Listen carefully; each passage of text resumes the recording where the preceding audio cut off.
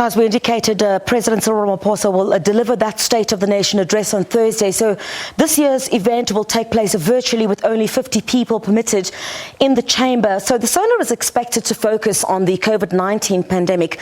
The theme for this year's address is following up on our commitments, making your future work better. The Cosatu General Secretary Bheki Ntshalintshali joins me now on the Trade Union Federation's expectations.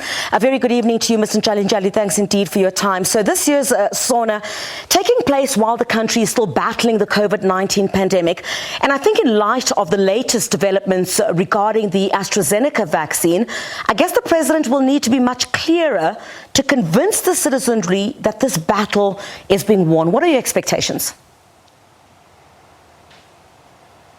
Thank you very much and good evening. The expectation indeed is around those two particular issues, the question of the economic recovery and construction, but as well as the question of dealing with the pandemic that is facing the country. I think the president has to choose how he prioritizes his issues, but at the same time, we'll expect him this time to be a little bit different than raising just the framework and wait for the treasury to give the flesh to the bones. We think he has to go a little bit further, try to convince us that this time around the economic recovery and construction plan will work. He needed to come out with the mobilization for the resources and be able to quantify them. He needed to indicate the time frames for delivering this plan, but he also needed to give targets in terms of jobs and how many jobs will be created. That's what we hope he will do this time around, and moving away from the ordinary, traditional kind of SONA. But of course, you are correct. The current issues on the pandemic and the new stories that we hear from every day, different from one another, it takes away the confidence that the government knows what it's doing. Mr. Ntshalintshali, I guess any delay, in government's plan to roll out a vaccine, is equally a threat to the economic recovery that you speak of. There's already been a jobs bloodbath, and you've already said in a statement that we can no longer afford periodic economic lockdowns. Indeed, to us, the question of lives and the livelihood are two sides of the same coin. You can't say, I'm going to address this one and address the other later. He has to put his hands on the deck and address them simultaneously, and to be able to give some kind of confidence. Any delay in terms of the vaccine takes away our hopes. It makes people to be, very, very desperate. But we need also, as we are waiting for the president to be doing the question of the rollout, to call to our people to behave in the manner that minimize the spread of the virus. Some of the key issues that are of concern to you as well, the unemployment grant and the banks, which initially had some relief measures in place, those are no longer there. Those are some of the concerns that you have, in particular for the poor. Indeed, if you restrict the economy to fully operate, you need to come with some help to those businesses that will be affected, because you don't want them in the long run to be totally destroyed in dealing with those issues. Government came up with a good plan on terms of the relief, the 200 billion that was targeted to the small and medium enterprise or any other industry that was facing some problem.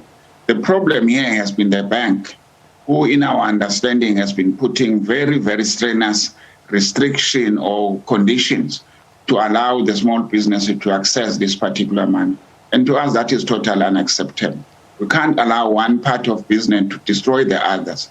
Equally, in terms of tests, government was clear when we started the issues of tests, that the livelihood of people needed to be sustained. We understand that in the Lahore, a decision has been taken to support that one.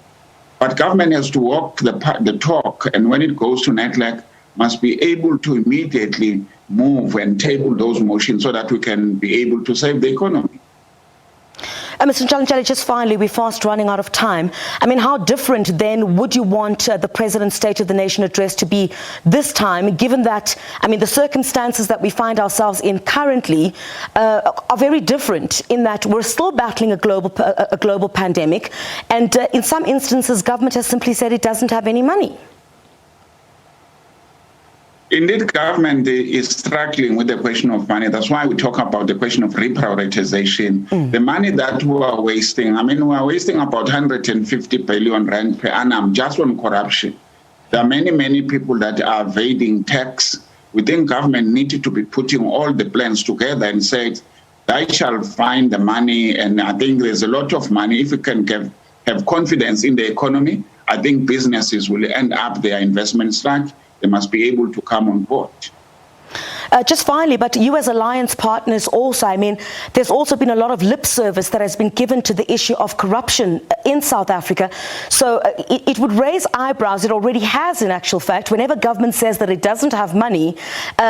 Exactly what you're referring to is the issue of corruption, where so much has been lost as a result of corruption. But when there is supposed to be money for certain necessities, it simply isn't there. Now, look, you can't blame the watchdog. The trade union is a watchdog. We're keeping government accountable. Government have all the resources to be dealing with corruption. There is no consequence management on some areas that we know that have been negligence. We know that people have been charged, but the question of moving fast with the prosecution is very, very slow. We had a hope in the last few months when big guns were arrested. People were put on bail, and we warned at that time. We must not wait for another 2 years before this case comes before the court. We're a little bit worried about the time that has been taken up to so far. In our view, those people that have been arrested, the NPA should be able to prosecute them. Cosatu General Secretary Bheki Ntshalintshali, thanks very much indeed for joining us on The Full View this evening.